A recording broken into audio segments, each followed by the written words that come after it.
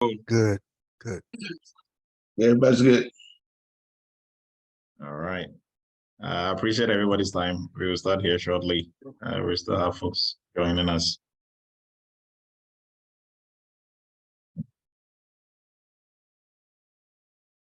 Dr. Edu, should we call you Pastor Edu tonight? I like the outfit. Why is that, if I may ask?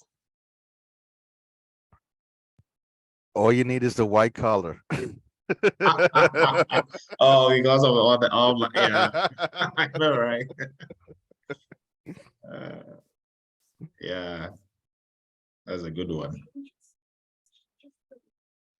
So I hope everybody had a great week so far. At least it's Friday, is the weekend, so it's good.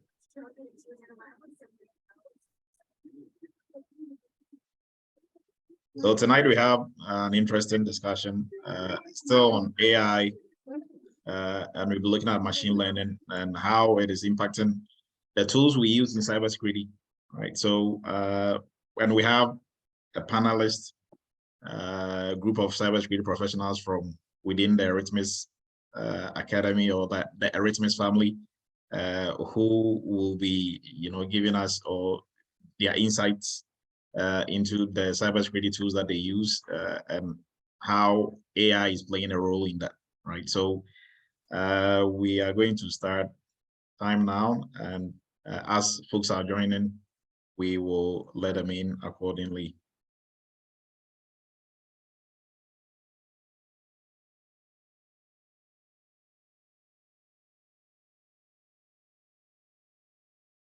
All right, everyone, good evening and welcome to the Eretmis Cyber Chat.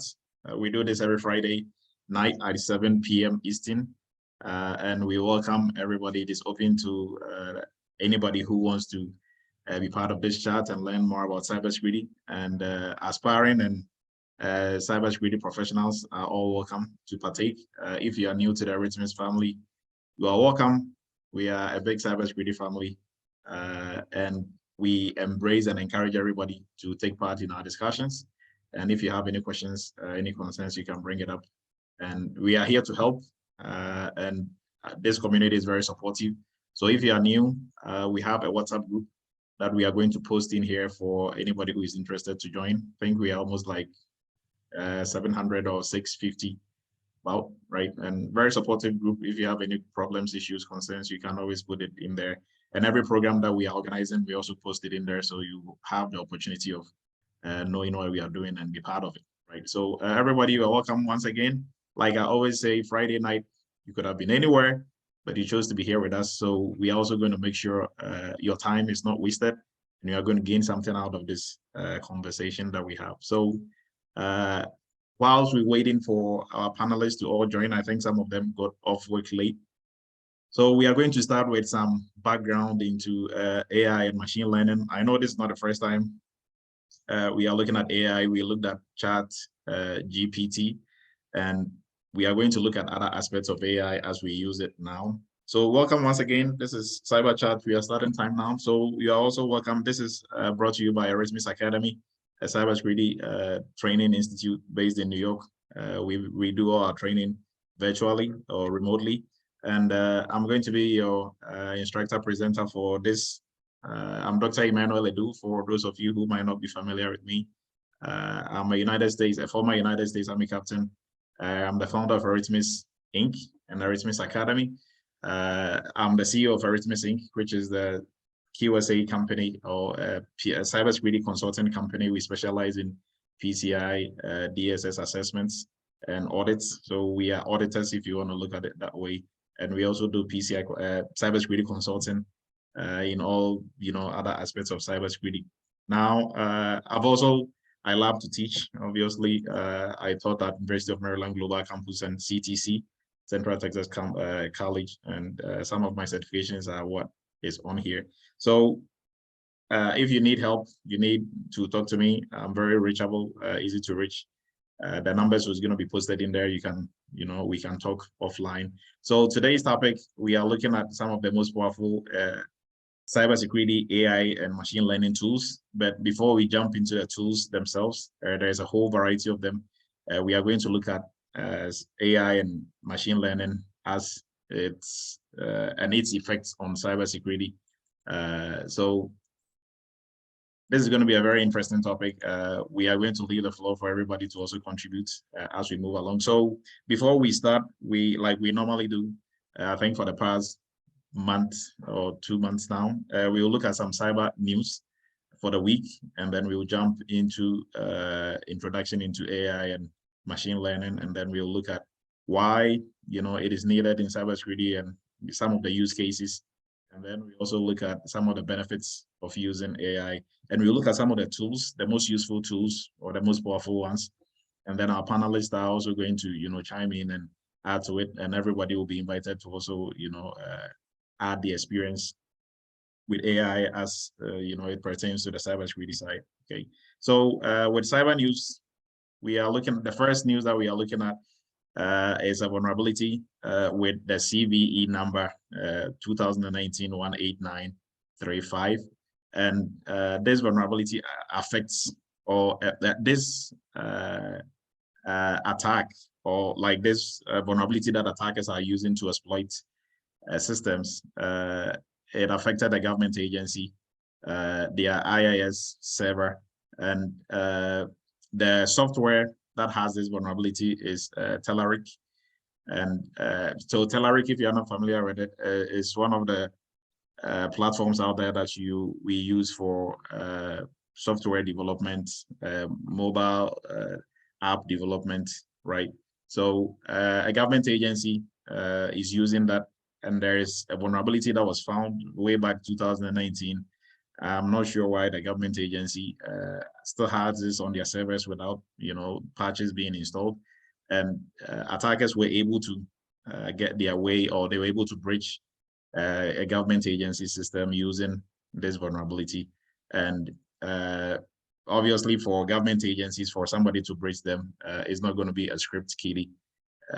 If we are looking at the types of hackers, this is obviously going to be an advanced persistent threats actor. So an advanced persistent threat actor is one of the sophisticated groups of hackers who have a lot of resources and a lot of money, skills, right? And mostly they are sponsored by governments or big corporations, and they are the ones who perpetrated this. And the name of the actual APT is not known yet, but some other traits of some group, hacking group called XE group, was found on these systems that were breached, right? So, but nobody has really claimed this attack.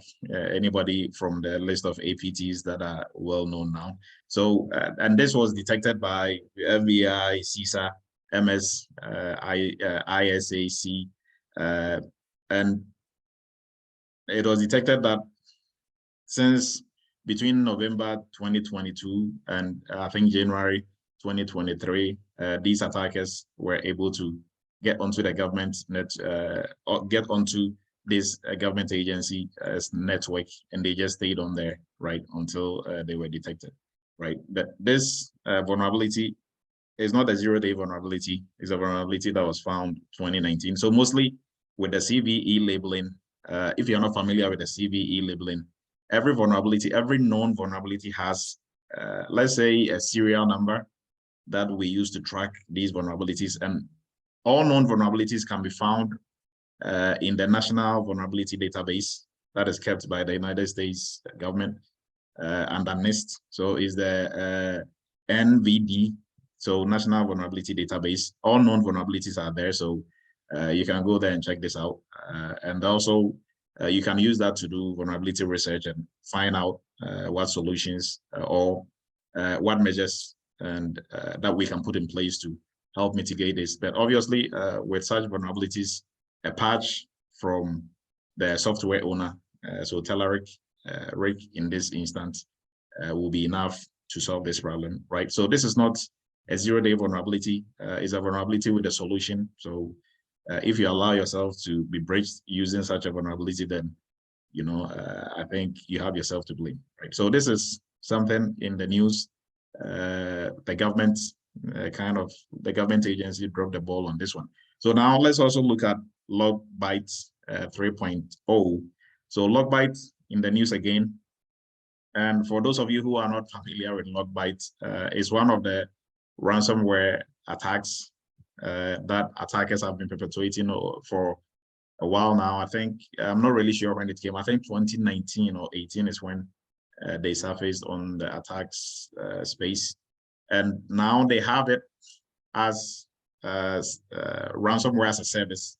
So there are malicious people who are developing this malware, and they are selling it as a service to other attackers to use, right? So they have really, well organized. So attackers are using it like how you use Zoom or you use any other software. So people are, they are subscribing or buying license to a software that they are going to use to hack companies, right? So they have a new version or a newer version of Bytes. Is Bytes 3.0, and government agencies, FBI, CISA, and ISAC,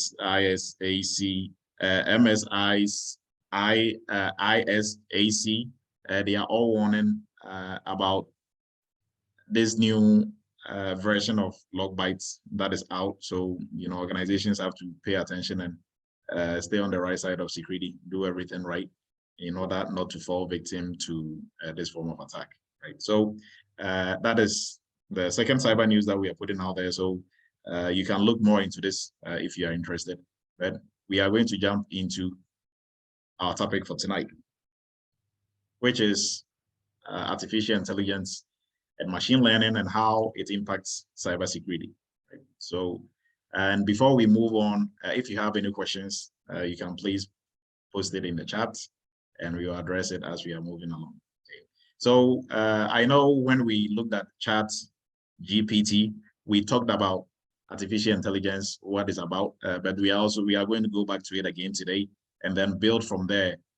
Also look at machine learning and then the different varieties of machine learning to have a better understanding of what we are getting ourselves into when it comes to cybersecurity tools, right? So AI simply stands for artificial intelligence for anybody who is not, might have heard AI, but not know exactly what it is. So artificial intelligence, what is this all about? Artificial intelligence, we use it on a daily basis, right? I can, say on authority, everybody on here has had an encounter with artificial intelligence. If you haven't, example of your Siri that you are using, or what is the Amazon one? I don't remember the name of the one Amazon uses. So I know Alexa, yes, thank you. Alexa, Siri, all those are artificial intelligence, right, that we use. And we are going to look into the science behind how they are all able to work and also how it relates to, software that we use in cybersecurity, right? So everybody has an encounter with artificial intelligence already. Your smartwatch, your smartphone, if you go to a website and you see items that you're looking at, or if you are trying to, buy something from Amazon and you go there and they have a list of things that they think you need, and also you need it, then you are wondering how are they able to get like the selection so well. That best suits exactly what you're looking for.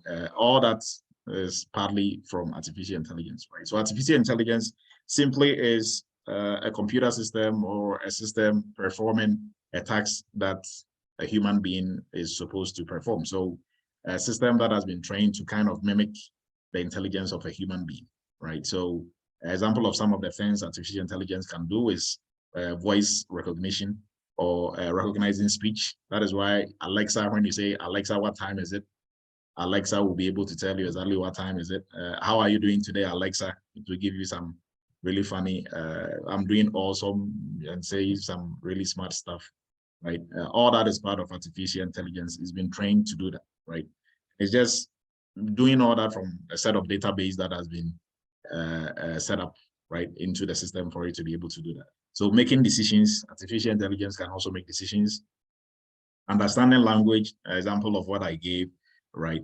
There are a lot of technologies that goes into making AI what it is, right? So AI includes a lot of technologies, including machine learning. So machine learning is part of AI, right? Machine learning, we have also deep learning, we have natural language processing, we have computer vision and robotics, right? So, but our focus for tonight is going to be predominantly on machine learning. And within machine learning, there are different varieties of machine learning also as well. But this is a very interesting topic. You can dig more into it once we are done today, right? Although, you know, now it plays a very vital role in security and also in the making of machine or artificial intelligence products. Security is also needed, right? So they all, you know, depend on each other. Okay? So now let's look into machine learning. What is machine learning all about? So machine learning is a subset of AI, like I said earlier. It involves computer systems learning from data, right, without being explicitly programmed to do so. So an example, your systems that are trained to detect anomalies within traffic on a company's network. So we cannot program this, maybe your firewall, we cannot, like your stateful firewall, we cannot program it to know all the different behaviors, right? Or all the different trends that might be happening, but we can train it to detect and decide for itself, you know, what is good and what is bad, right? So we don't necessarily have to program, or we cannot really make up, or we cannot really anticipate all the different things that might happen. But if we train it to be able to make decisions based on the data it is collecting at that point in time, that is doing that, we are using machine learning, right? So machine learning literally is your machine, or like whatever system that we are setting up, we are teaching it to learn like a human being will learn. So like how you learn how to speak any language is the same way we are programming, or like we are setting up whatever program that we've made to learn things as they happen and to make decisions based on that. So that is what all that machine learning is about, right? So it can make decisions, not because we fed it with data to be able to spit out those decisions, but it will make decisions from inferring from, you know, what is in the environment. And so with machine learning, we have different varieties of it as well. So we have supervised learning, unsupervised learning, and reinforcement learning, right? So this is not by any means an AI class, so we're not going to get too deep into the areas, but at least on the surface, an introduction into what they are and all that. So we are going to get into what supervised learning, unsupervised learning, and reinforcement learning are, right? So with supervised learning, what we are doing in machine learning, or this type of machine learning model, what it does is we are using labeled data, right? So the system is being trained to give a specific output based on the data that it is going to come in contact with, right? So it can give the correct output, like the correct output is known, right, for each input that we give it, right? So supervised one, we are kind of training it with known data, and then it's going to, so input data, and it's going to give us like a known answer. With unsupervised is the other way around. We are using unlabeled data, and here it will make decisions based on patterns that it recognizes, right? And then reinforcement is also based on how you train your dog, right? So when you train your dog, you use reward and punishment, maybe in different scenarios, but reward and punishment is what reinforcement learning does. So we kind of train it. If the AI is able to get the question, or if it is able to get the question right, we kind of give it a reward, right? If it's not able to get it right, you know, it's kind of some punishment within the environment that it is. So an example, everybody now chats GPT, everybody is kind of familiar with it. Now, because they are still building it, is still going through the supervised learning, unsupervised learning, and reinforcement learning. Mostly when it gives you feedback, they have some dialog box on there that is asking you if this is accurate based on what you're looking for. So as you are taking, yes, it is accurate. No, it is not, right? It is all part of the learning process for it, right? So there is some reinforcement learning, right? As you are getting, as it is getting it right, getting it wrong, is being rewarded. And then also they are using that to, really adjust how their system is set up, right? So now, what are some of the examples of AI and machine learning that we use on daily basis? So on daily basis, very common one, maps and navigation.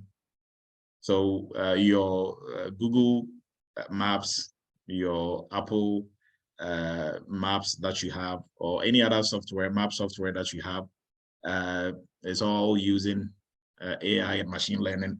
So in the, back in the days, it was just using GPS, still using GPS, but we have AI also on top of it. That is why it is able to detect and let you know that there's traffic on this route.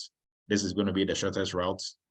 This is going to be the longest route, but then you're going to save time. This is going to be the gas efficient route, right? All that is based on machine learning, AI and machine learning, right? So this is something that we use on daily basis. Now, facial recognition and voice recognition, or anything biometrics, is also using machine learning on AI, right? And everybody has that on their phone now.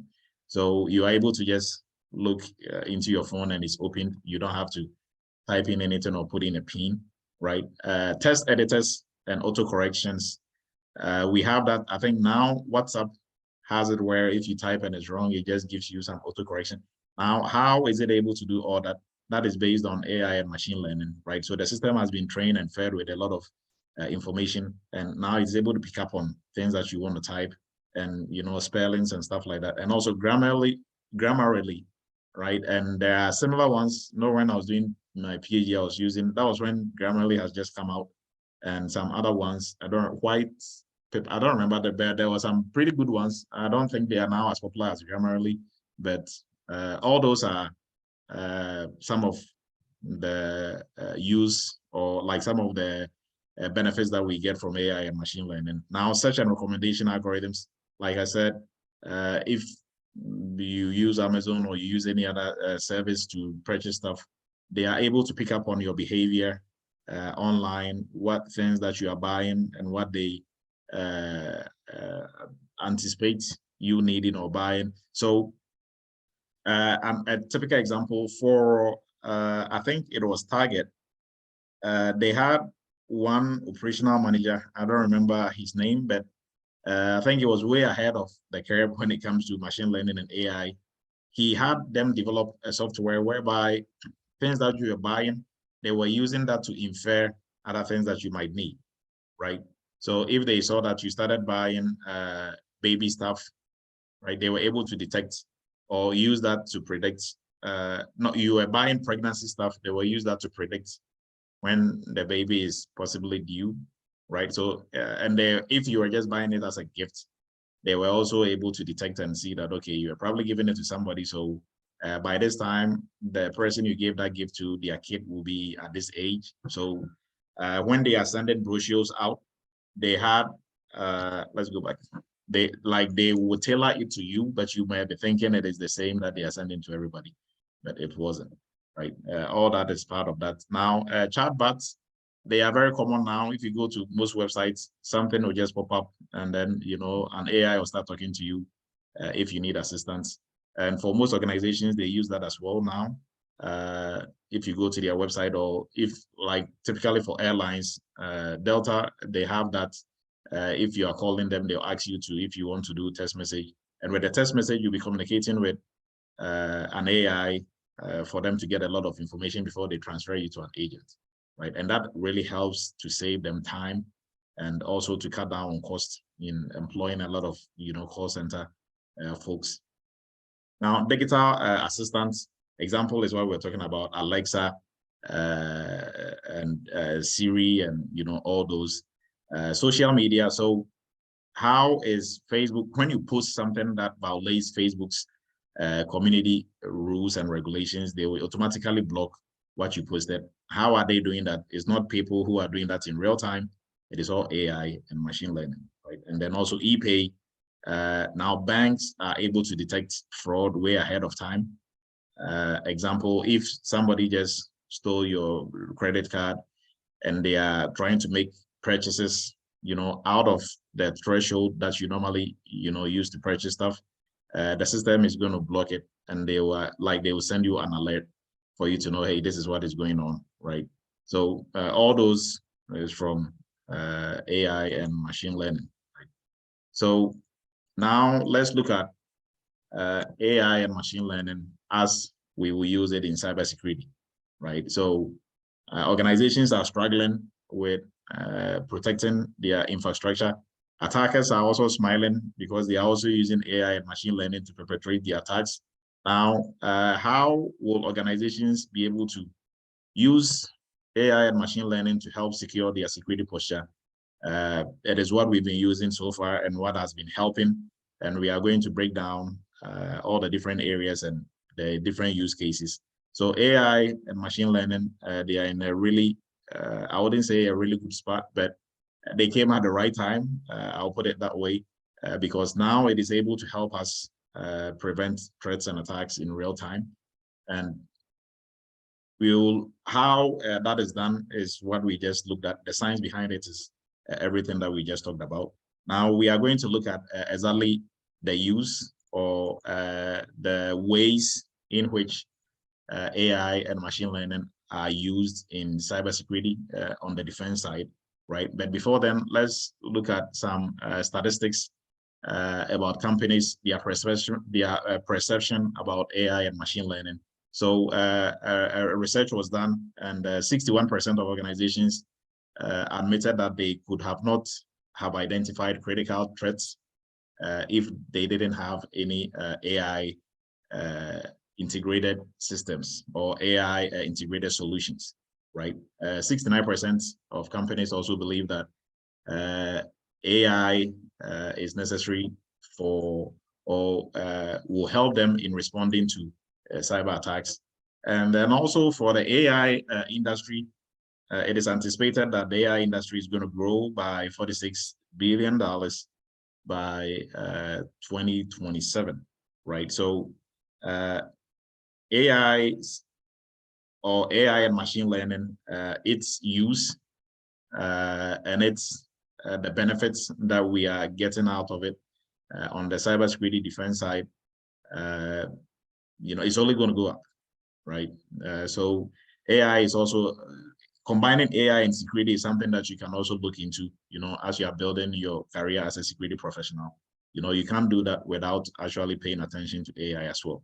So the three main ways that AI and machine learning can help in cyber defense are what we are going to look at, right? So first, determining or detecting anomalies within our setup, right? So if you are familiar with maybe going through logs and trying to identify patterns, or if there is an incident and you have to go through maybe 5 months of logs, or let's say even a week worth of logs, and you are going through line by line, IP address, incoming, outgoing ports, and trying to identify what went on. If you've done that before, you really appreciate the use of AI solutions in doing that, right? So now anomalies can be detected within record time, right? If it's going to take the human eye to pick up on some anomalies within our setup or on our network, if it's going to take a human being 5 days, it's probably going to take AI less than maybe a minute or 5 minutes to detect it, right? So it's going to save us a lot of time, and we don't have to, waste time if there is an attack or a potential attack that might be going on that somebody might be trying to execute on our network, right? So detecting anomalies is one of the uses. So there are different, varieties of that, that we can have in a software, right? A cybersecurity software. But in general, this is one big umbrella under which, other softwares can come out of, still using AI. Now, predicting future data breaches. So AI can help us to predict future data breaches. So AI and machine learning, because they are able to process large amounts of data, right, within a very short time, and they are able to forecast or make forecasts as to the type of threats that might, take advantage of what type of vulnerability and, what is potentially going to happen, because they are not just going to decide this in a vacuum, but based on data that we've given it, right? And also based on the training, the machine learning part of it, whereby it is able to, think and make decisions, right, based on how we've trained it to do, right? And the last one is responding to data breaches in real time. So I think both detecting anomalies and predicting future data breaches kind of all tie into responding to data breach, right? So if we are able to spot anomalies in time, that will help prevent breaches from occurring. But then let's say the breach does occur, right? How are we able to respond to it? So an example, if you have intrusion detection and intrusion prevention systems. So with intrusion prevention, we know it's going to detect the intrusion and then also prevent it, right?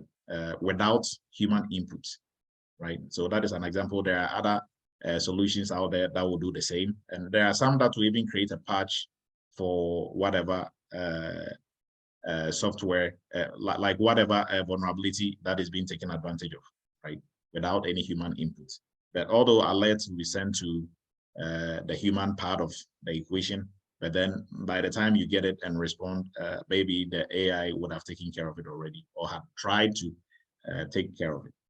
So those are the three main, we will say maybe the three main or the three broader umbrellas under which we use AI and machine learning, right?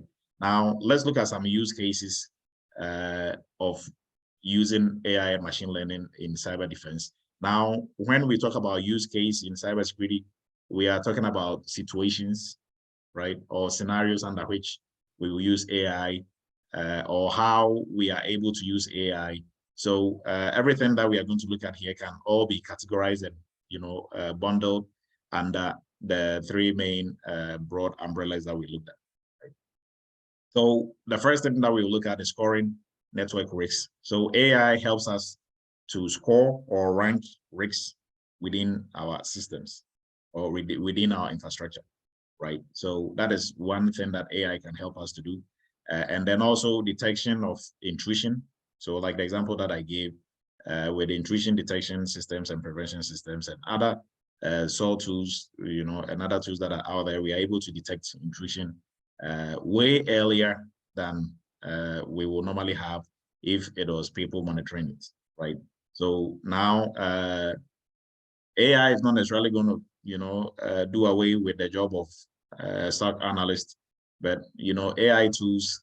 So if you're a SOC analyst, you have to really look into mastering and specializing and keeping up to date with AI cybersecurity tools, because that is going to really help you on your job. And if you know how to use it well, then you are not dispensable, right? So and that is speaking directly to intrusion detection, right? And intrusion prevention and all that, right? And the next one that we'll look at is identifying suspicious behaviors. So suspicious behaviors can easily be detected by AI and machine learning if we have set it up right, or these systems have been trained right to detect such behavior. And this will be classified under the bigger of detecting anomalies on our network, right?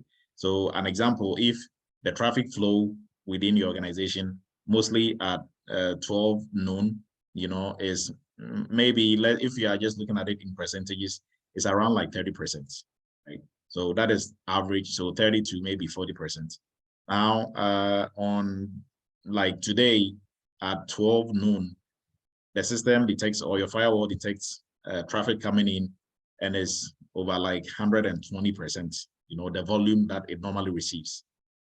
The system is going to really suspect this kind of behavior and flag maybe most of the traffic, or, you know, raise an alarm, right? So this is some of the use of AI and machine learning, some of the use cases, and then also detecting fraud, right? It can easily detect fraud based on how we have set it up, because it picks up on human behavior, and it picks up on, you know, what will be considered as a usual activity or a normal activity, you know, and what it will also be considered. So anything that is outside the norm will raise suspicion, and in so doing, we'll be able to prevent fraud.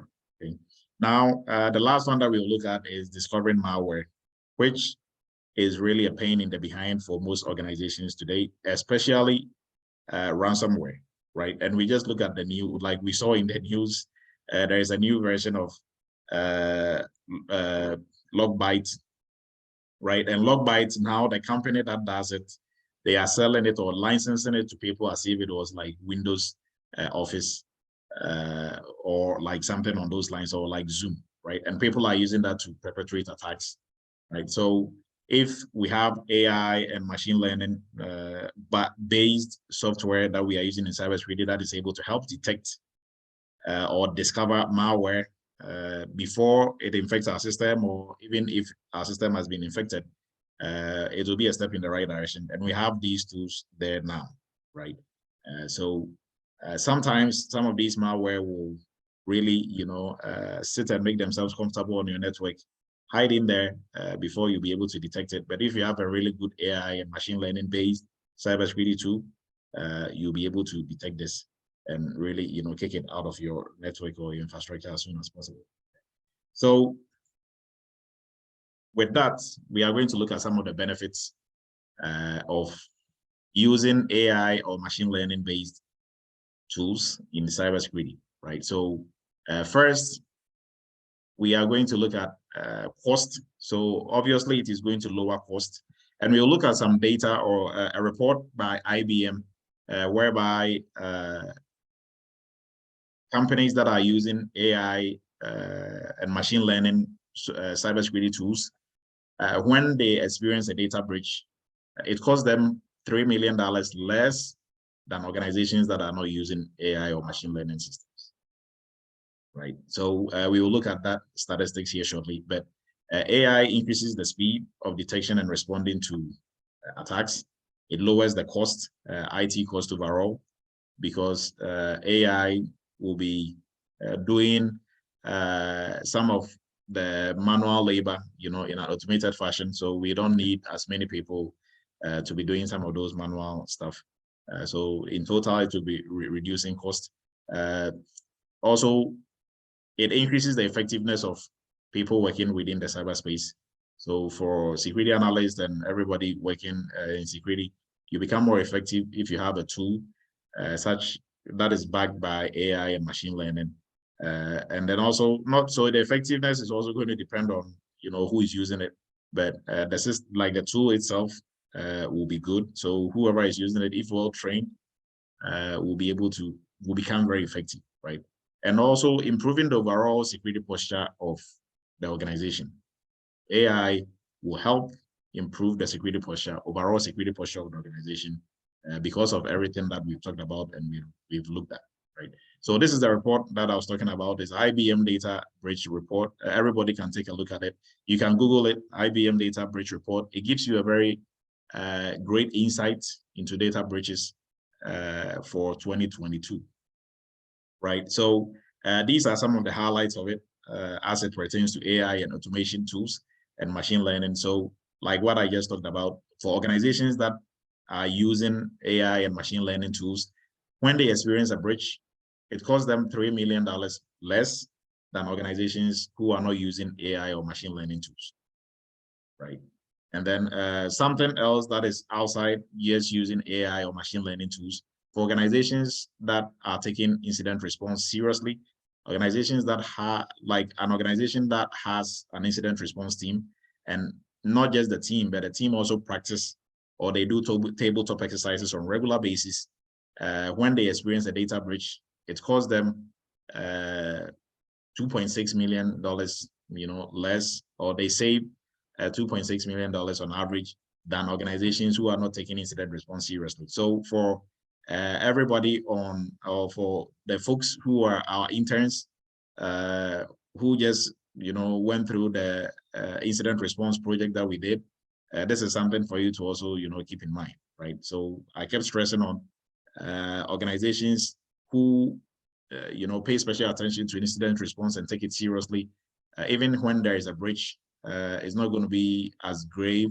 The impact is not going to be as grave as opposed to organizations who are not taking incident response seriously, right? And this, is not, this report wasn't made by Dr. Edu. So this report found that organizations who are taking this seriously in terms of incident response, it costs them 2.6 million less than those who are not, right?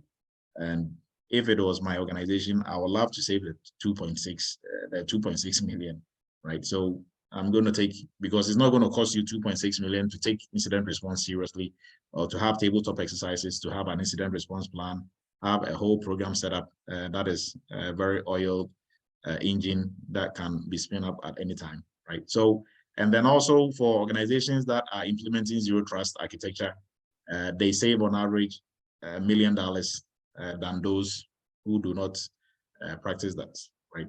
And coming back to AI, for organizations that are using extended detection and response technologies, which falls under AI and machine learning tools, it saves them on average 29 days if there is a breach. So if it's going to take an organization without such a tool, maybe 50 days to really overcome the breach. For organizations that are using AI and machine learning tools such as XDR tools or SDR technology, is going to take them 29 days less to really recover, right? And if there's a breach, the longer it takes you to recover, the more that you're going to lose in terms of money, in terms of goodwill, in terms of everything. Right? So you want to bounce back as quick as possible. So AI will help the organization to do that as well, right? So now we are going to look at some of the most useful or most powerful AI tools that we have out there. And then once we're done, we'll bring in our panel, and they can also speak to what they are, the tools first. They are going to go through the tools they are using on the job.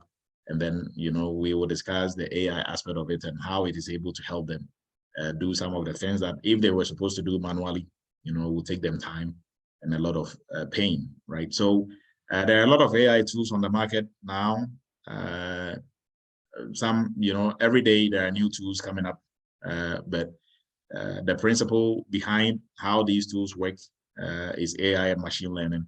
So if you have a better understanding of AI and machine learning, most of these tools are going to not really wow you, but you at least know what it is about and how effective you'll be able to use it to secure your infrastructure. So the list that we are going to look at, we are not by any means associated with any of these companies or promoting them in any means. This is only for educational purposes, right? So not to say somebody is better than the other, but for the AI, some of the powerful AI tools that are out there in cybersecurity now, Sophos Intercept X, and then we have Symantec Endpoint Security, Splunk User Behavior Analytics, and Vectra Threat Detection and Response, and IBM's QRadar Advisor with Watson, right? So we will look at them individually and kind of have an understanding of what they are used for, right? And then we'll bring in our panel. So for Sophos, Sophos is one of the players in the industry. Their Intercept X is one of the AI machine learning tools, and it is an endpoint protection solution. So what do we mean by this? It is used to protect your laptop, your desktop or your servers, right? So for endpoint protection solution, it kind of works similar to not really an antivirus, because then now you will be limiting its effect. It does way more than that, right? And it is able to respond to threats. It uses deep learning, another variety of, or another version of machine learning. Or no, it uses deep learning, which is on the same umbrella with machine learning to respond to threats. And so you can dig more into it and learn more about that. If your company is looking for tools, endpoint protection solutions, this is a place to look.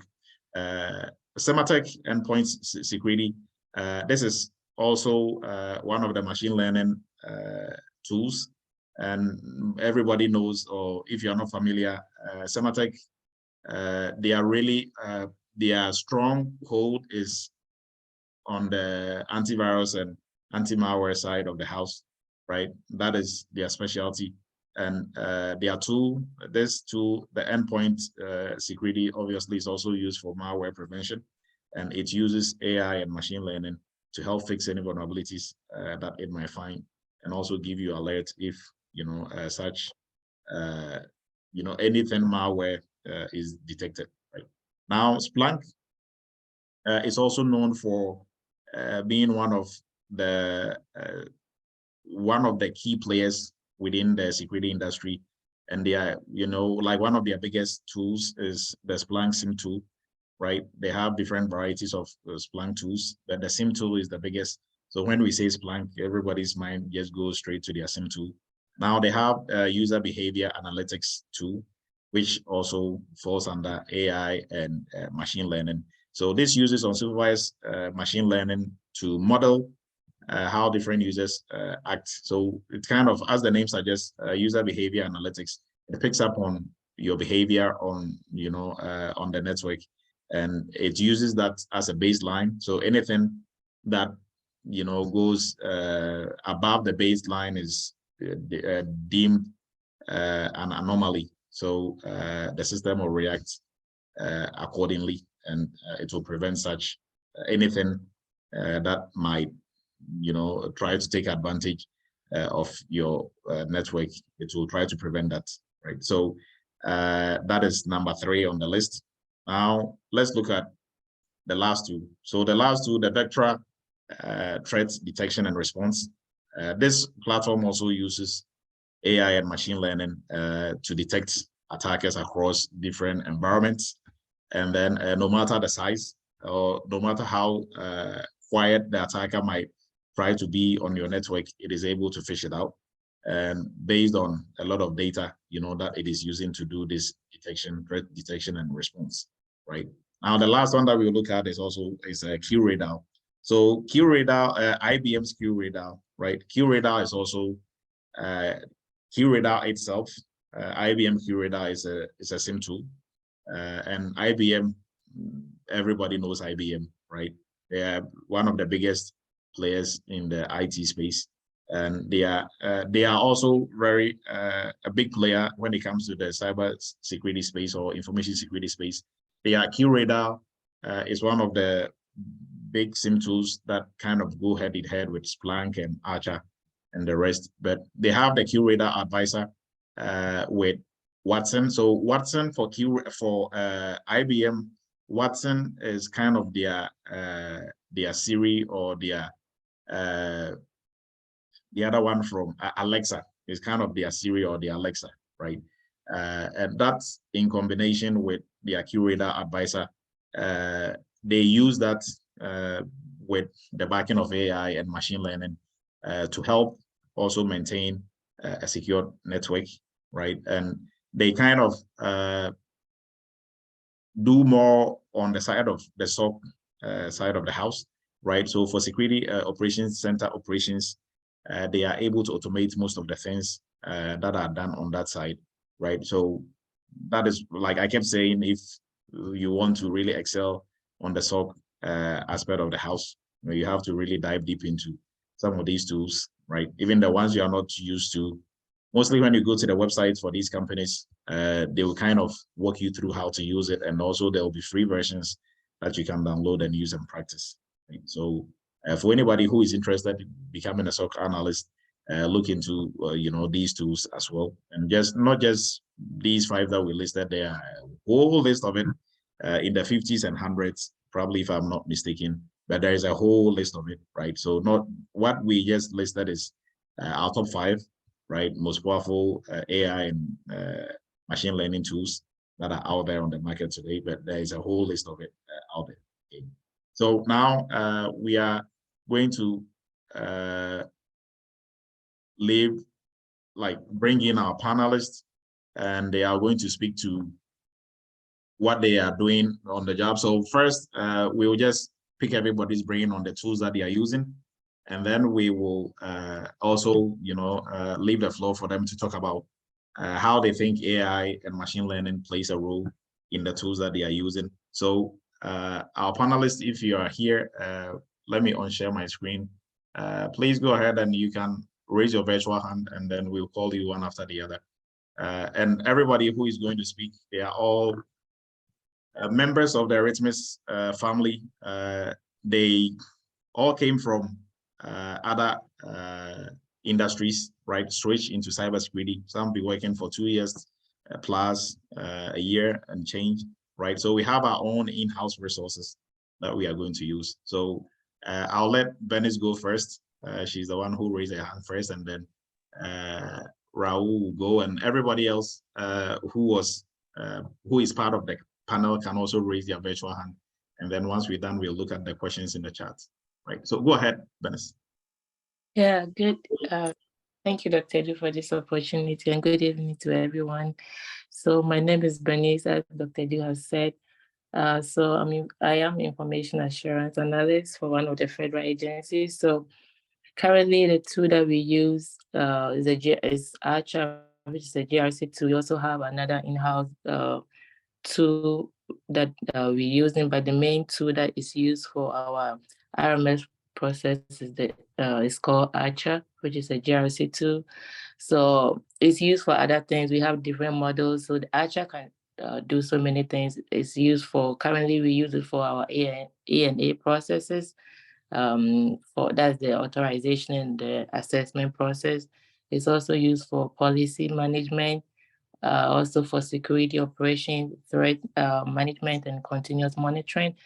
But I am familiar with the A&A process. That's what we're using. So we have all these instances or models that I just talked about.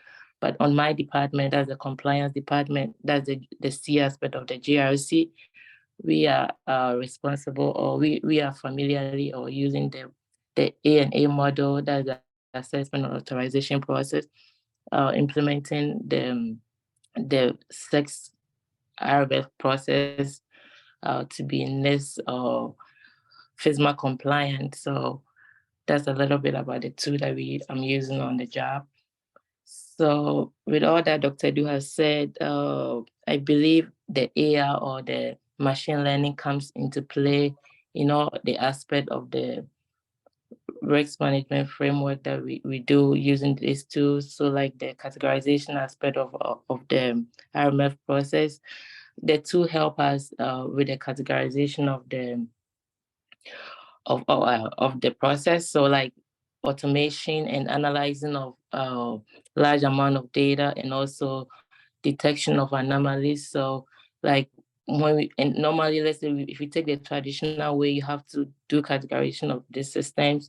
So you have to determine the information types of the system, of the information the system is going to process, and also the information the system is going to use and process. But if you're going to go the traditional way, that would take you a long time. Imagine the system is going to store or use a lot of information type. But with this tool that we use, and with the help of the AI that is being built in the tool, it will help you. You just have to identify the information system that the system will be used, or the system will process, and it will automatically gives you the categorization type of the system, whether the system is the impact level is going to be high, low, or moderate. So that's where the AI comes into play based on what Dr. Edu has taught us tonight. So it's used for the automation of the process and analyzing this large information of data.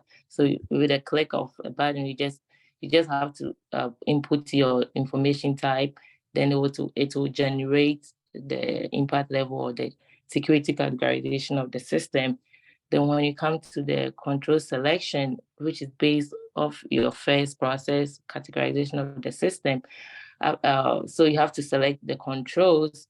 So the tool will do that for you based on the system type, whether it was a high system, low system, or moderate system, which you would have done it manually and would have taken you time. So this is the benefit of the automation. It saves you time and makes it more effective and efficient. And when it comes to the implementation of the controls, currently for that one, you have to do it manually. You have to determine whether the control has been implemented or in place or another type. So for that, it's done manually.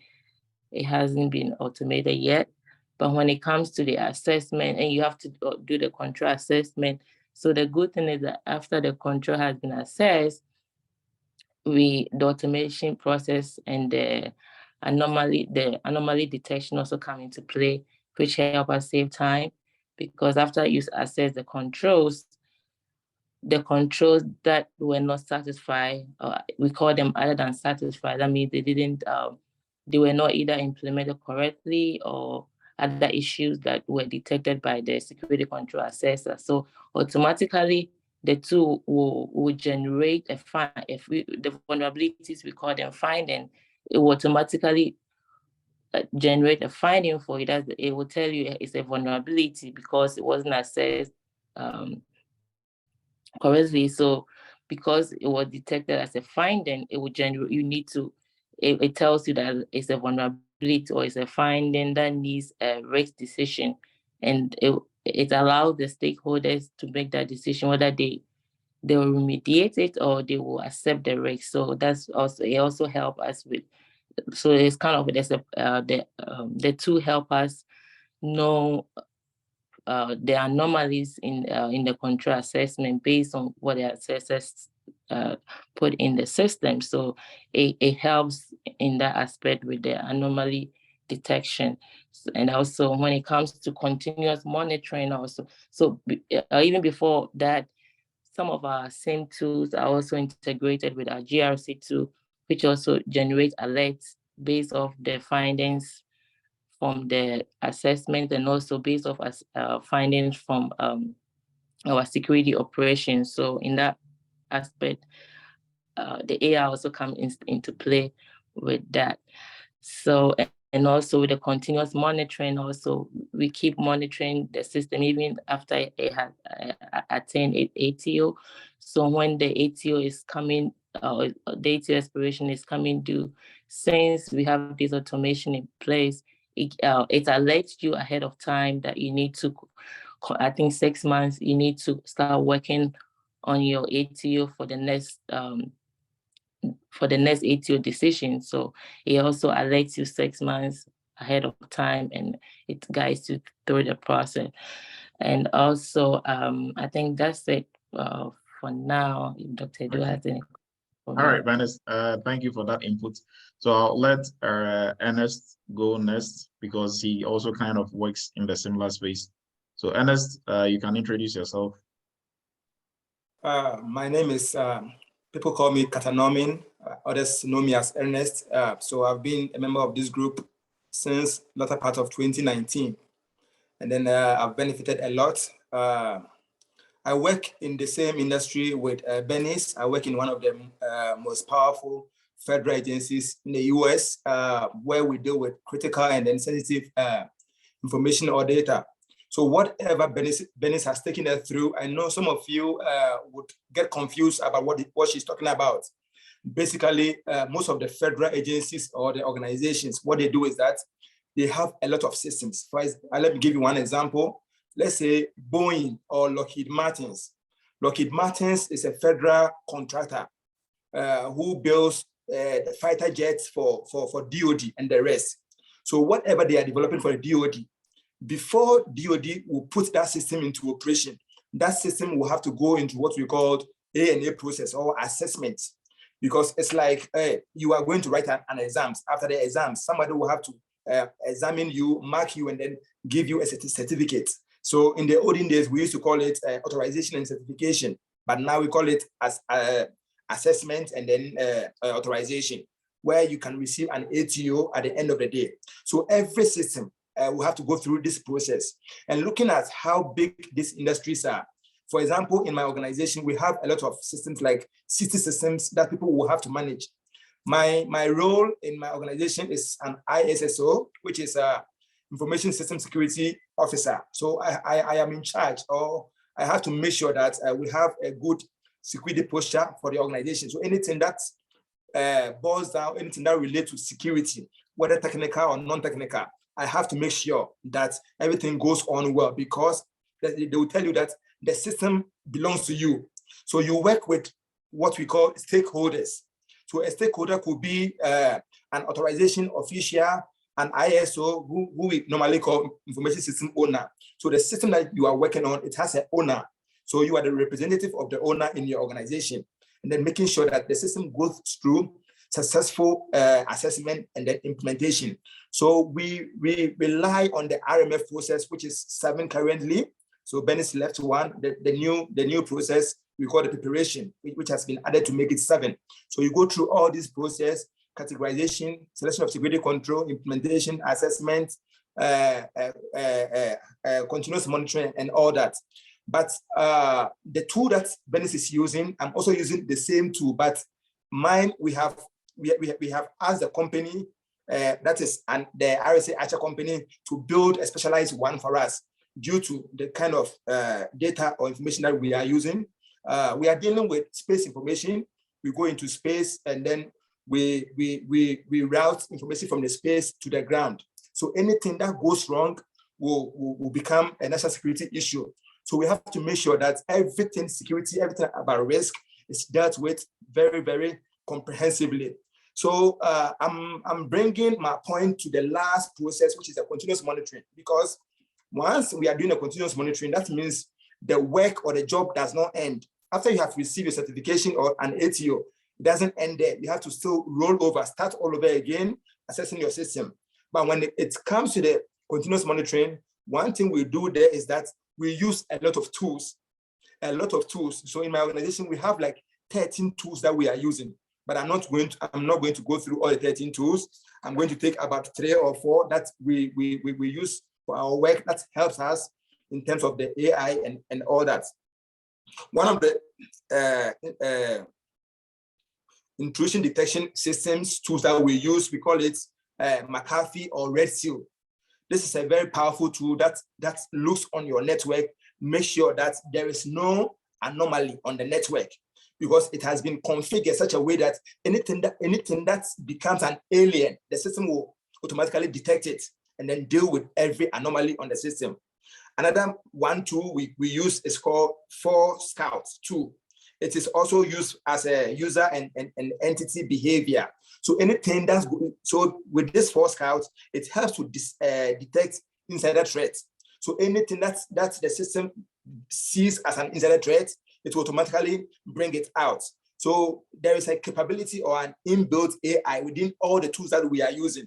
Because as if you look at Doctor's last slide, look at the money people are spending in case there is a data breach. I'm telling you, in my organization, when there is a slightest breach of data, we call it billions, because it's even, I mean, it's a national security issue, so it's very, very expensive. So they don't play with these tools. It doesn't matter how much it costs, they have to go and buy it and make sure that the work is done and done successfully. Another tool that we use, again, is what we called I've mentioned the Red Seal. We use Palo Alto. We use a SIM tool like Splunk itself. So there are a whole lot of tools. So all these tools that I have mentioned, they have inbuilt capabilities and then intelligence to do all this work. Because some of the things that we used to do manually, Now it has been taken up, because those times people will have to go inside the SOC room, go and log in, go and configure, do this and do that. But now you don't need people physically to be there, and then the system automatically will check all the networks, will check both the traffic coming in and going out, and then make sure that whatever needs to be done is done perfectly well. So this is a little I can tell you about what we do and then the systems that we manage. Thank you. All right, thank you, Ernest. We appreciate your input. I'm going to let Raul also go. I think Raul also works in the government space. So Raul, you can take it from there. Hello everyone. Hello, Dr. Adu. Thank you for this opportunity. Thank you to Bernice and Ernest for the great insight. So, yeah, I am Raul Kaze. So I'm a senior lead, cyber lead for a company. We support a government agency. So in my environment, we monitor about 30,000 endpoint devices. So those devices generate like a massive amount of data and logs. So we are facing a lot of challenge right now. So some of those challenges are like I said, those massive volume of data. And we have discovered some new sophisticated technique used by attackers. We really need to reduce our response time, and we need to develop, a more preventive approach than the defensive approach that we're having right now. So that's where, the intelligence comes into place. So, and also one of the challenge we are facing now is to reduce the alert fatigue. So, we need tools with signature with more accuracy, and we are facing a lot of cyber attacks and like other government agency, and we have the conventional way of detecting malware and threat are almost failing. Like we always say, prevention always fail. So, and also, we have those cyber criminals that are frequently entering into our digital system with smarter and new method to bypass access firewall and control and compromise the high secure network. So to help us meet those challenges, we are using a tool that is called Elastic machine learning.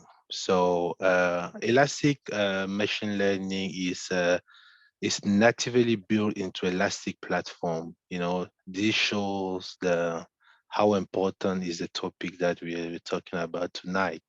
So the Elastic machine learning that we are using is a data agnostic. So that gives us a flexibility to use both, unsupervised and supervised machine learning models. And also it helps us detect anomalies and outliers from, our different group and inside the threat. And also, it helps us also in terms of observability and, and domain-centric machine learning model. So Elastic machine learning, really give us a lot of, it accelerates, I would say like that, observability, security, and improvement in our system and the detection system by, collecting all those logs. Remember that we operate as a platform, as a service, right? So we're a huge cloud platform. And those platform and just our platform monitor all the data from different government agency. So, and the Elastic ML machine learning tools help us in terms of collection of those logs, and then by using what is called the bits. So, and they also help aggregating all those logs with what is called the log stash. And in terms of storage, it also helps us by indexing those logs properly and by using what is called Elasticsearch. And also it facilitates the search of those logs, through what is called Kibana. So, and most important is alert us when it detects an abnormality within the system, or so we can take action if not automatically done. So yeah, so definitely Elastic's been a very great tool with our environment, and is helping us. We can see a lot of improvement in terms of the goal that was assigned to us by the government, agency, and leaders. So definitely it was not possible, right, for a human being to analyze all those data. We're talking about a lot of terabyte of data every day that we're generating almost every second. So it's a lot of data. It is no way to analyze and to go through all those data using a human intelligence, to detect if everything is right, or detect any anomaly or attacks. So that's what I would say about our environment at this moment. Okay. Thank you. Thank you very much, Raul. I'll have Michael go next. So go ahead, Michael. Yeah, hello. Good evening, everybody. And I'm Michael. I've been a part of the Eretmis family, and it's been about a year. I currently work for Gentiva Health Services, which is a healthcare facility here in the States. And I've been with Gentiva for about 6 months. So thanks to our previous panelists, and more or less the tools basically do almost the same thing. So they've already gone over everything, I would say. And I actually like to focus on what I think the tool can help you guys and whoever is actually currently taking any courses in cybersecurity, either with Eretmis or wherever you are. So the three main tools I use for my daily job. So the first one is Zen GRC. So I'm actually a GRC specialist. So Zen GRC, and then we have Qualys and Proofpoint. So Zen GRC basically manages our compliance. So with Zen GRC, I am able to design IT controls. So basically with the IT controls, that's when the compliance comes into play. So compliance for frameworks such as SOX compliance, that's the SOX, and then the HIPAA compliance since it's a hospital facility. So basically the Zen GRC helps with that. It also helps with risk register. So I actually want to focus on what the tools can help you guys do. So that way, whenever you're in the classes and you are taking the courses, okay, so you can refresh and get back to whatever I'm saying and be like, okay, I know Michael said this, this tool can help me do this or achieve this goal. So these tools, so the Zen GRC can help with compliance, risk register, policy review, vulnerability exception, vendor risk management, and okay, I already said policy review. So basically, with that, let me give a brief example, right? So with risk register, basically in Zen GRC in the tool, we create a control, and then that control we can attach all the risks in the organization to that control. So whenever there is a change, you can always go into, everything is automated, but then even though it's automated, you always need a human, factor. So the human factor, being the GRC specialist, have to go in whenever there is a change in our security environment. We have to go in and input that change, so it reflects on whatever the dashboard on the Zen GRC is providing us. So as I said, you can also use it for risk register, that's third-party risk management as well. Policy review. So with policy reviews, so yearly we go through a policy review where we have to resubmit all our policies and make sure the policies have been approved by the management and the executive. So we do that through the Zen GRC tool, which is Zen GRC. So the other tool I mentioned was Qualys. So we use that for vulnerability scanning, and I think vulnerability scanning, more or less, those tools do basically the same things.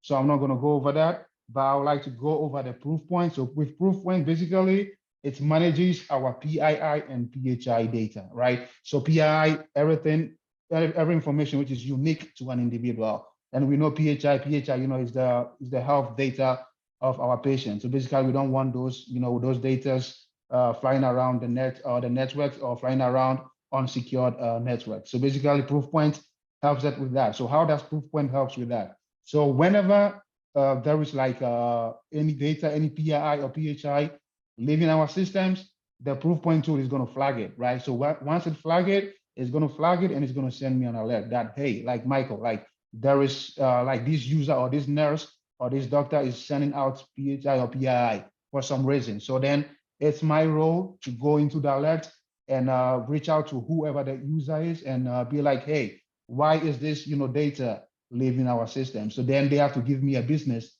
justification for that. And what could be the business justification? It could be, okay, we are sending this data out for referrals for medication or something. So basically they have to explain to me why this data is leaving our systems. And if the justification is sound, then okay, I can accept it and make a record of it in the Zen GRC tool, which is so basically these three tools work in conjunction with each other. So Proofpoint manages our data leaving our systems, Qualys does the scans, and Zen GRC manages our GRC, our GRC program. So basically, yeah. So I'll say that's all I'll have for now. And if anybody have any questions later, then you can always reach out. Thank you. All right. Thank you, Michael. So George put his contacts in the chat. He wants to get with you. I think George is also he just started working as a GRC analyst. So maybe probably you guys can share some ideas and give him some pointers.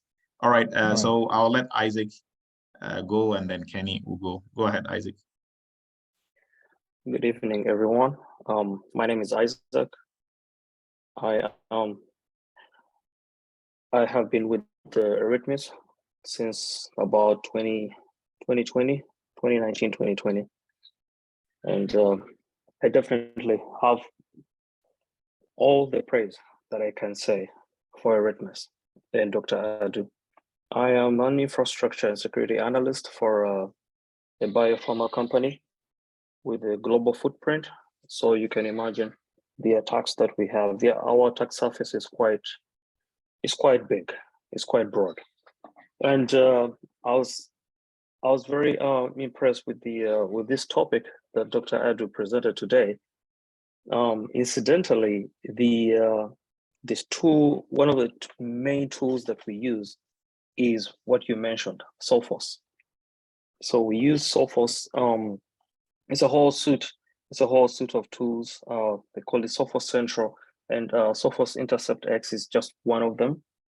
So their tools cover both all endpoint networking, email, cloud, but Intercept X, the Intercept X tool specifically is the one that is AI and machine learning powered. So how we use our Sophos, the Intercept X tool.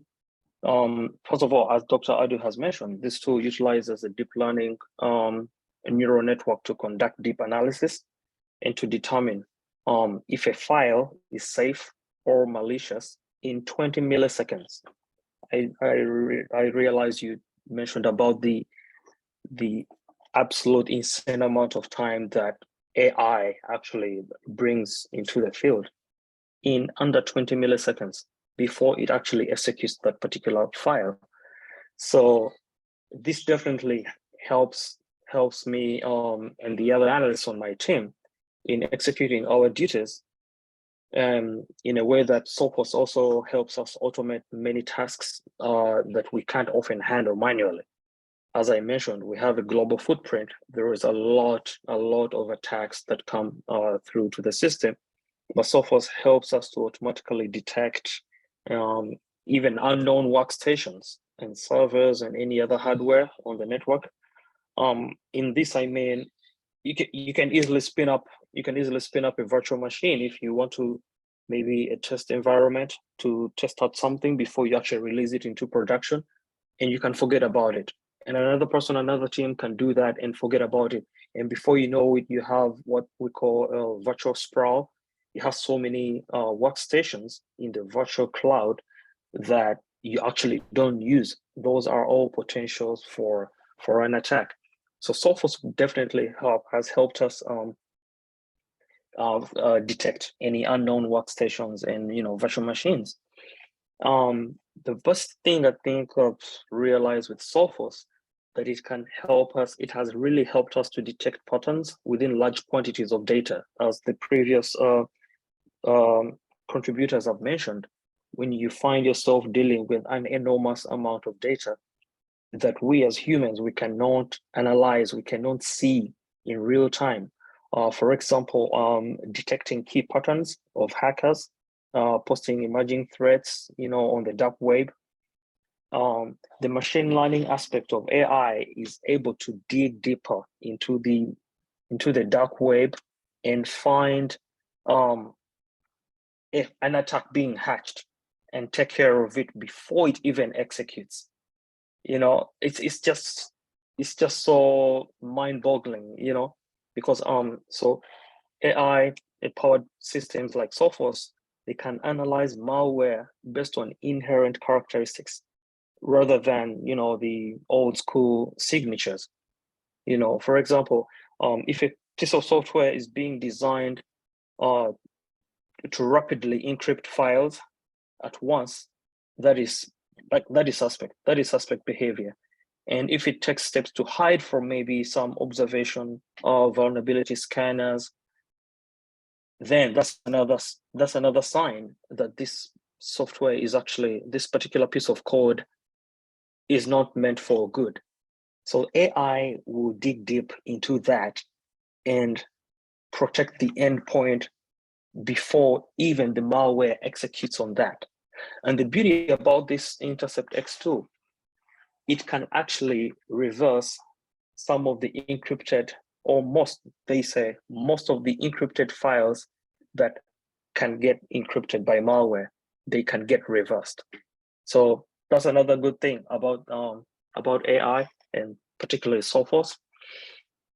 So the other one is its anti-ransomware capabilities detect and block malware processes used in ransomware attacks.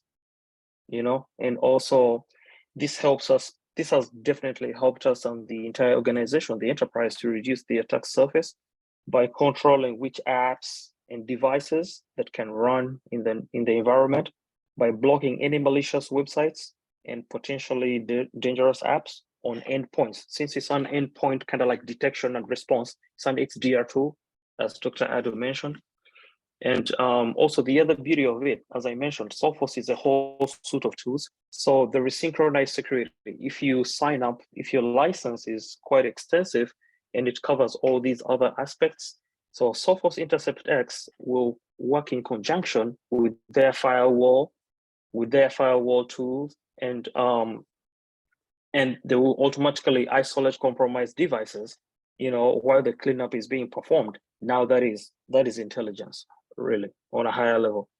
And then return the isolated devices back to the network to be able to access the network once the threat has been neutralized.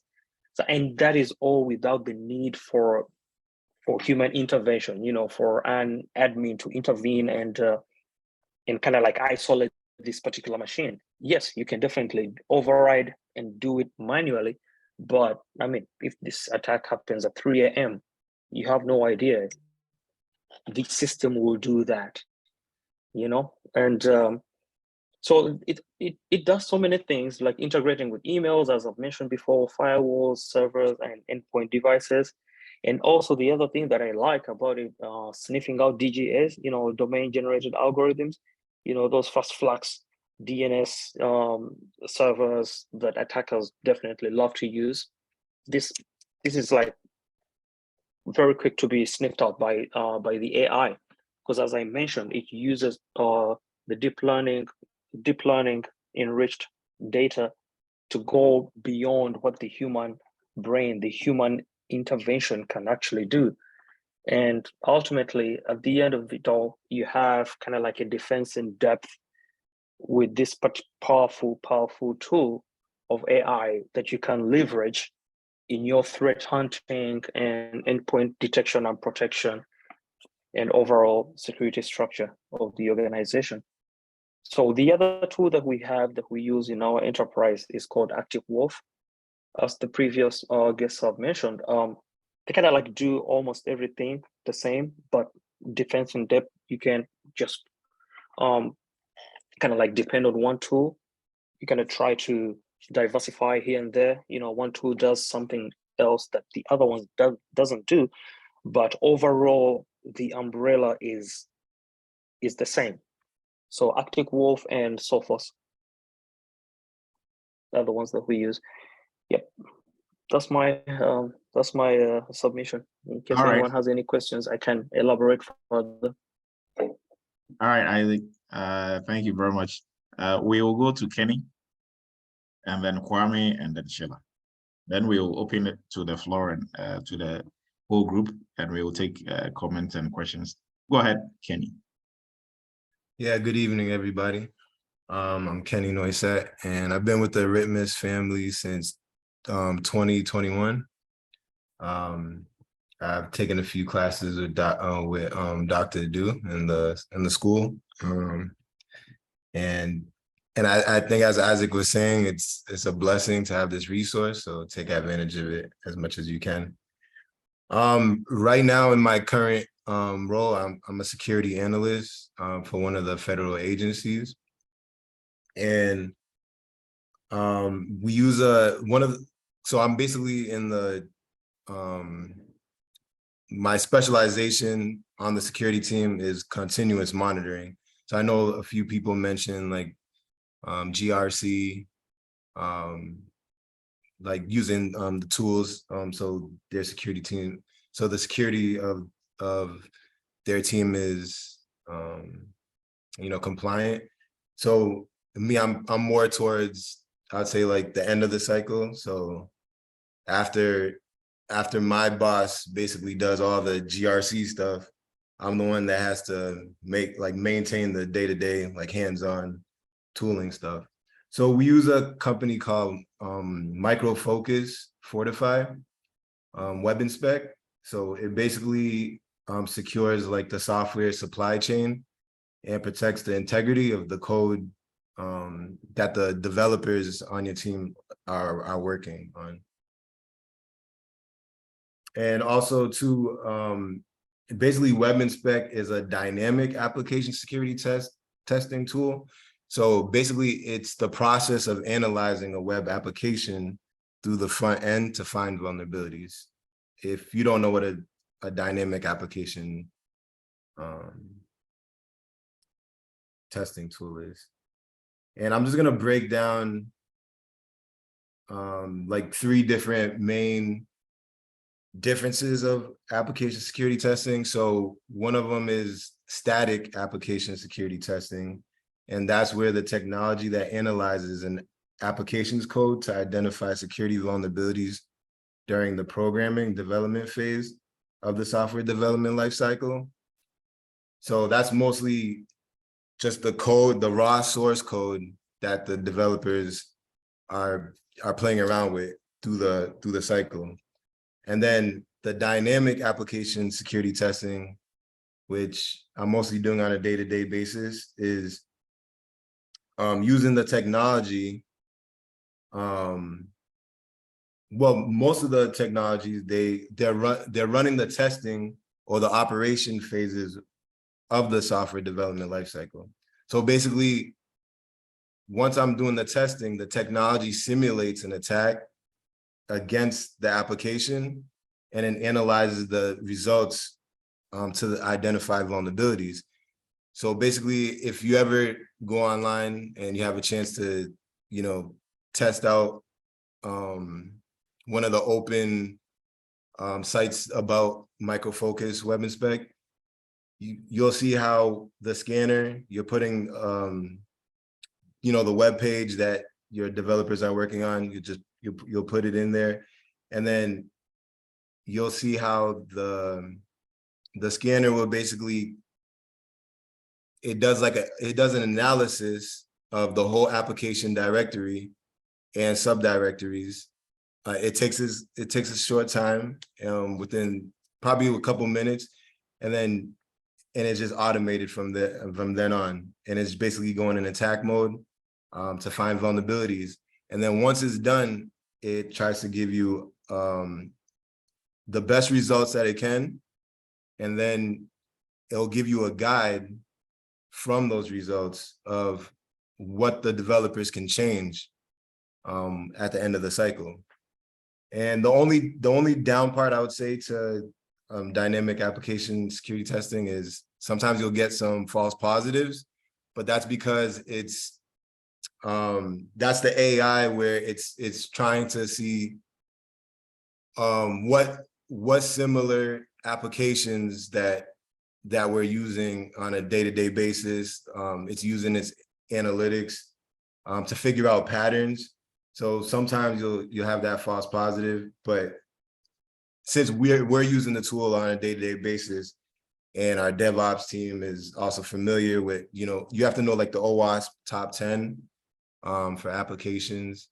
And once we know those vulnerabilities, they're easily able to be remediated. And if it's a false positive, we're able to, to accept that risk and move it on the chain of command. And then there's a third type, it's called a runtime application self-protection. So that technology in Web Inspect, it monitors activity at the runtime. And then during the operational phase of the software development lifecycle, it identifies incoming threats, and then it enables protection action to be taken. So basically with those three that I mentioned, just think of like American football. So you have both teams are on the field, and then the static application security testing is like offense, the team with the ball. And then the technology with the team with the ball, the technology is like improving the software by eliminating vulnerabilities. It's like trying to like the team on offense trying to run through the defense. So you're trying to run to get to the other side. So that's basically what the static software testing would do. Now, dynamic application testing, it's like the team opposite on defense. It's a defensive unit. So Web Inspect would basically make the technology attack the software at runtime, probing for weaknesses. So once the offense wants to come towards the defense automatically knows, oh, this guy's running the ball with the right or left, I'm gonna go that way. So that's basically what the tool is doing as far as software at runtime. And then for the runtime application self-protection, is like a special unit. So it's not offense or defense. It's just like an extra protection. It's used less frequently, but the security team can throw it in there when there's critical times that like it's more like emergency situations when the hackers are actively trying to penetrate the system in real time. So a lot of times, most security teams won't use the runtime application self-protection with the tool, but it's good to know it just in case if anything were to, be emergent, or some type of emergency data call came from the chain of command from an ISSO or something like that. And then lastly, I just want to explain how it really works, like as far as using AI. So basically the tool basically uses a variety of algorithms with like extensive knowledge based on like coding rules that are already in place. And we could also, our DevOps team can also manipulate those coding rules in the tools. So you could scan, the source code for vulnerabilities, or scan the application in real time when you're going from the start to finish of updating, your applications with code. And there was one last thing I wanted to say. So yeah, I was gonna say that AI could be used to automate security testing, which involves scanning a system for vulnerabilities and weaknesses. And by using the AI to automate these tests, security teams are like, they're able to, fix the security issues before they could be exploited by hackers. So that's the main thing you should know about application security testing. And that's it. All right, Kenny, we appreciate your insightful input. We will give the floor to Kwame And then after Kwame, Shella will go. Go ahead, Kwame. Hi everyone. My name is Kwame.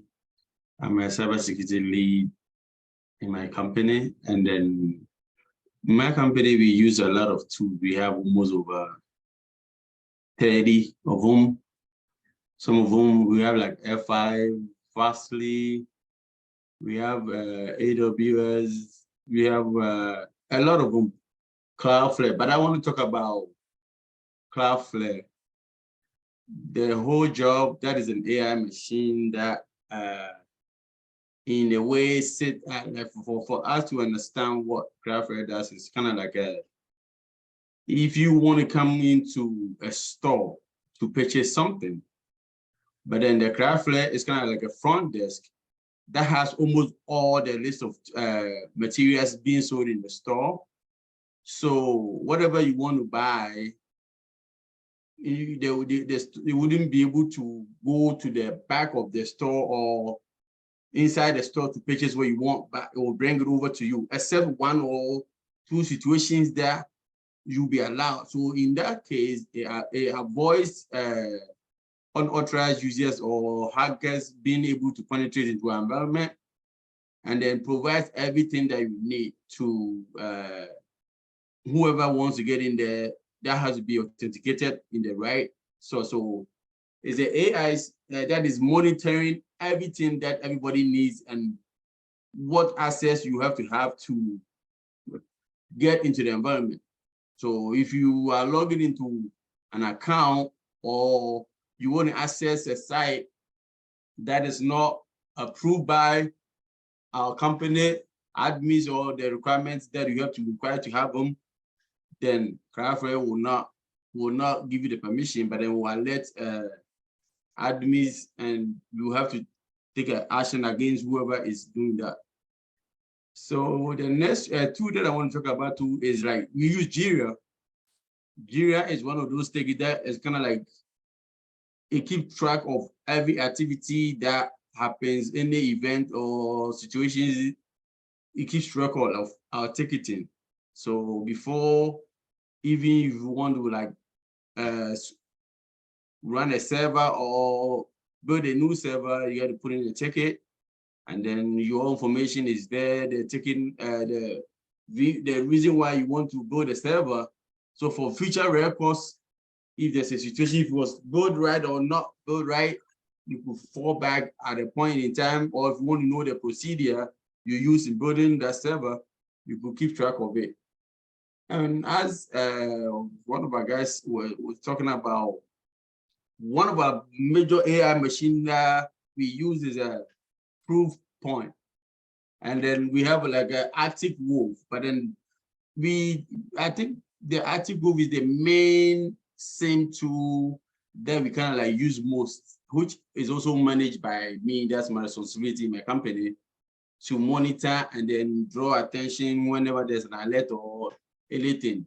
So what it does is like it has a rule on it based on geolocation.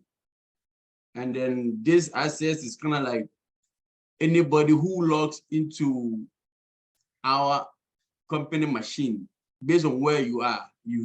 We have some countries that we have listed that you cannot log in from there. If you do log in from there, you have to have a special reason, or you have to have a means to be logging from our machine from a place like Nigeria, a place like Afghanistan, China. We have to find why is this guy logging from here? Who is he? I have to reach out to the department manager to find out, like, okay, we have maybe Captain AJ or Dr. Edu logging in from this. Although it's his machine, why is he logging in from this location?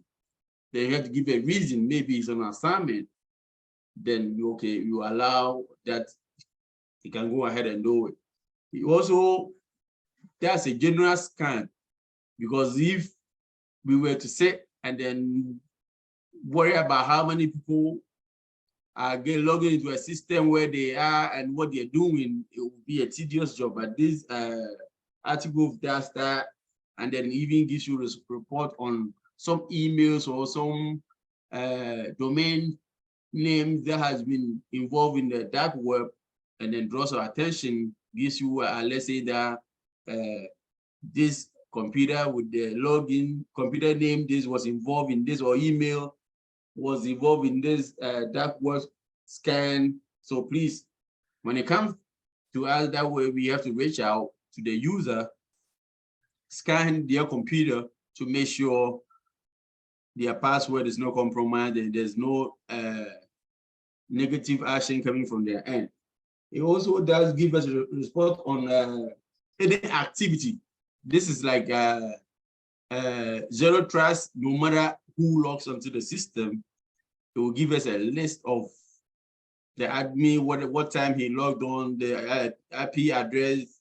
Even if you go to the point of downloading a lot of materials, it will have to give me an alert that this person logged on this time and downloaded maybe in the Active Directory, downloaded a lot of user information.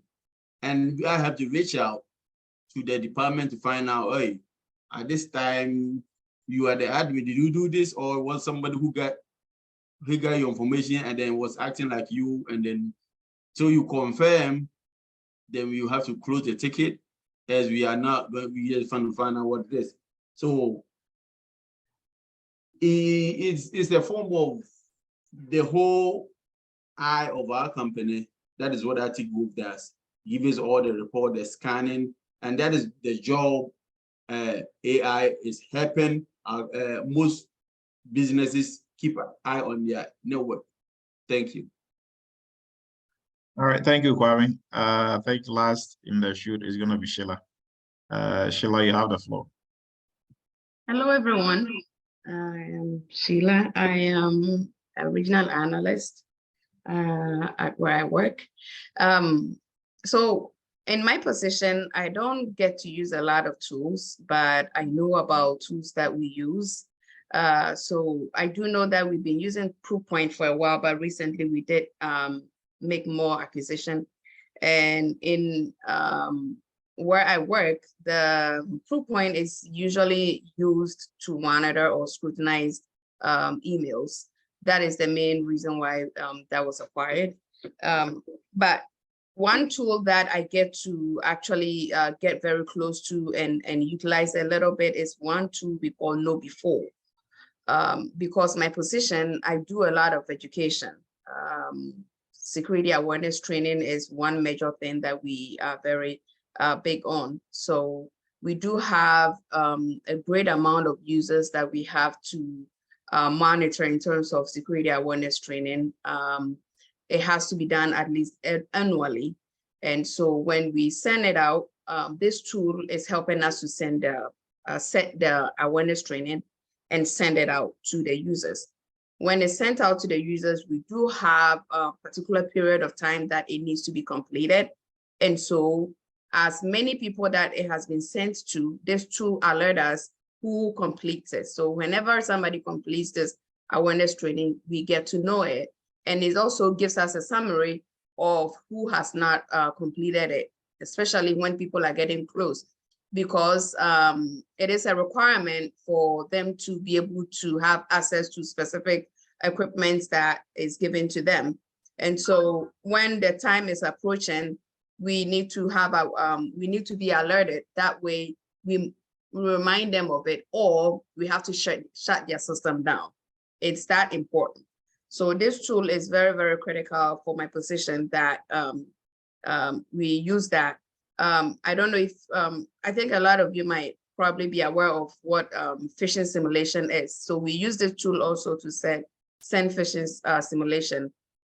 The simulation is mainly to test. So kind of like a test of the user's knowledge of what they have learned. So if you send a phishing email, we test it to see, we send this test emails to see who is going to click on it and who is not going to click on it. And of course, whoever click on it is not like a big penalty, but it also gives us an awareness of how much training they're going to need if they do need extra training and stuff like that. So that is mainly what I am used to in terms of my position. Thank you. All right, Sheila, thank you. I think this Vincent, Your hand was up, but you've lowered it. If you had a question, you can go ahead and ask your question. Hi, Dr. Edu, can you hear me now? Hello? Yes, we can hear you. Oh, okay. Hello? But we can hear you, Vincent. Oh, okay. Well, hi, everyone. My name is Vincent from Houston, Texas. I just joined this group about a week ago. I'm in the current PCI DSS class at the moment. And although I'm not fully into cybersecurity, I only have a lab environment at home in which I practice and all that. I can say, even though I'm familiar with some of the tools that have been mentioned, my point is that there's never a time where AI will completely eliminate the human process, meaning if the AI is so useful, it does all those scans we're talking about, humans still have to go in there and still verify everything that has been done, and that does not in any way take away the efficacy of the system. The system is very functional. We all know that. But I just like to add that, hey, there's still room for improvement. Like I use this new chat GPT a lot, like I'm running some commands on, say, Nexus or even Qualys or something like that. And I just forget how to do something. And I go into chat GPT and it just tells you exactly the command line to log, and then you would find what you're looking for. Now it tells me that, but I still have to go input it or copy and paste it. That's just to tell you that at every point in this technological development, there's still always room for human interactions. Humans still have to be involved in the process, and that's where we come in as professionals. So that was just my comment. All right, Vincent, thanks for that comment. So yes, to add to what Vincent just said, this is not to say that AI will by any means take over the whole entirety, and now the demand for security professionals is going to reduce. It's not going to reduce by any means. AI is going to be a tool that is going to make you more powerful as a security professional. So that is the intent, right? It's just like the self-driving cars that are coming up now, like Tesla is trying to make it very accessible to everybody. So within, let's say, maybe the next 10 years, right, self-driving cars are going to be the order of the day, but then there still has to be a driver in the seat. You cannot just be sleeping in a self-driving car and assume the car is going to get you to where you are going. Yes, it has AI, machine learning, and everything in it, but the human aspect of it is always going to be needed, right? So although so now, like with most planes, for takeoff and for landing, the plane will literally do it by itself, but you still need pilots in the helm of affairs. Because you cannot just leave everything to AI or machine learning, and because guess who made AI and machine learning? Human beings, right? So the human factor is always going to be needed in this equation. So yes, so now, Doctor, I do. Yes, go ahead. Yeah, I was trying to get in. Yeah, and you stole some of my glory, just like you're saying. And just to expand on what my man was just saying earlier, we have to still have that human element. Just like with the planes, and speaking from experience as a former truck driver, 26 years as a truck driver, I do agree that there is a place for AI to take away that mundane. Just like you just expound on what you were saying, the pilots take off, they land, but the long flight, hey, they sit back, put it on autopilot, AI takes control. That could be good with auto-driving vehicles, auto-driving trucks. They could do that. But they still have to have somewhere along the lines that human element. Going back earlier, I think it was it Sheila? Was it Ernest? Somebody that said they were working for Boeing. and correct me if I was wrong, when they get it, when working for Boeing, and you're developing the fighter pilots, the fighter planes, AI don't do the dogfight. That's the human element that does the dogfight. Now that long flight across the Atlantic, Pacific, whatever ocean you choose, off the carriers, whatever, hey, but it has to be the human element in it. And I think where we're going wrong in society is we're trying to replace the human element with AI, but well, let me reverse that. Let me change that.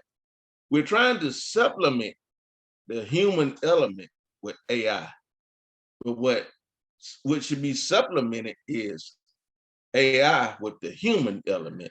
Where AI falls short, that's where the human element picks up at, because we got the emotions, we got all the 5 senses. You know, we can do that. We can, hey, should I make this kill? Should I not make this kill? Should I do what I need to do? Should I not need to do what I do? And just to go back, what I was saying about 26 years as a truck driver, that to revamp, get myself together, come back in and relearn cybersecurity. But it falls right into being with these autonomous vehicles. Fine, drivers get sleepy, they get tired. That mundane thing, that long range road, yeah, they get sleepy. Fine, drivers going to sleep. If the AI can pick up on that, pull the vehicle to the side of the road, turn on the flashes, slow it down, stop it. Tell the driver, hey, you better find a place, get off, go to bed, go to sleep. AI can't handle everything in traffic. Now, you said Central Texas. Sound like Fort Hood to me. I was down there. I was at Fort Hood. I know about Central Texas College. I live in Dallas, Fort Worth. Familiar with Houston. Heavy traffic, especially if you're up in that northeast corner. I don't know about you, but I sure don't want to be behind the wheel of nothing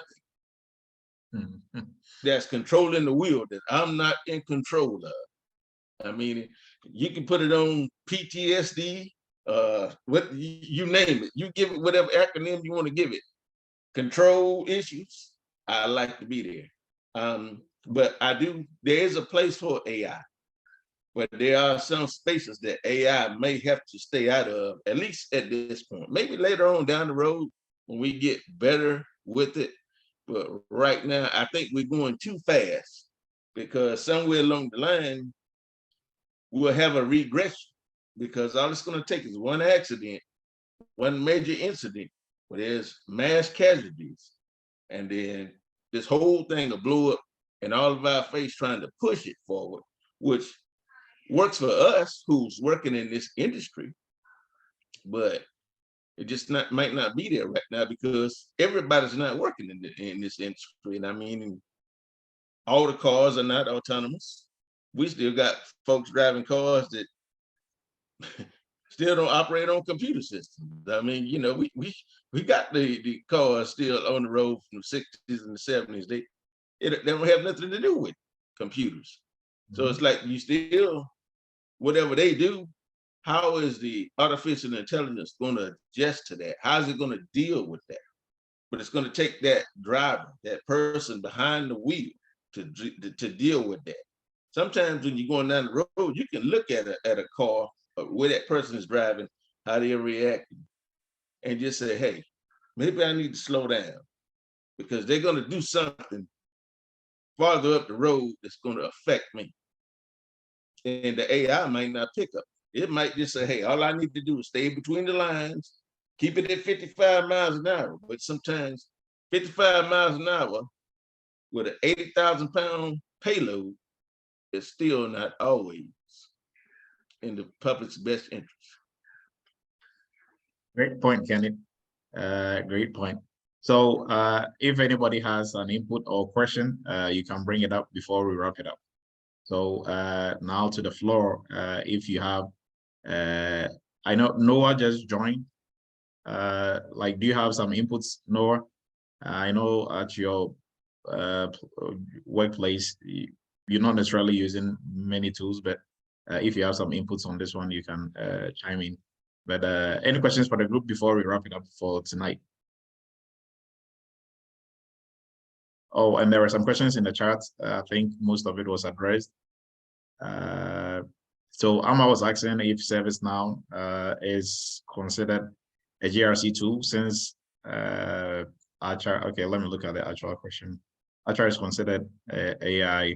Will ServiceNow also be considered one since it's okay? So yes, what ServiceNow is doing, it has some AI to it and machine learning to it as well, right? So yes, when it comes to the AI portion, yes, we can see that, right? I think either than that, that should be everything on here. So okay. Now for our workshop that is coming up, we are starting off on the 25th, and the special promotion that we were talking about ends tomorrow night. So if you are interested in working on real cybersecurity projects and really polishing up on your cybersecurity skills, please do well and enroll in it. For all entry-level students, this is an added on to the course. So if you are done with the course, you can jump into it also. And for our next PCI live session, we are starting our next PCI live session in April. I think it's probably going to be around the April 18th. I stand to be corrected. Let me check that here real quick. Yes, it's going to be on April 18th for our next PCI class. That is a live session. Now you can join for the PCI class anytime. You can join anytime and go through the online version whilst you wait for the live session to start, right? So I appreciate everybody's time. We will meet again next week, same time for Cyber Chat. For interns, we are meeting tomorrow. For the current interns, we are meeting tomorrow, same time. And this recording will be posted on YouTube. The live session is on there already because we are streaming on YouTube. Okay, so George was asking. Okay. So I appreciate everybody's time. Thank you very much for being part of the Eretmis family. If this is your first time, please do visit us every Friday. We do this every Friday with different topics. And have a great rest of the week. I mean, the week is ended. Have a great weekend as well. Stay safe, and we'll meet again, God willing, next week, same time. For everybody else in any of the trainings, we'll meet during the week next week. All right, everyone, have a great one. We'll meet again next week for Cyber Chat. Sure. Thank you. Bye.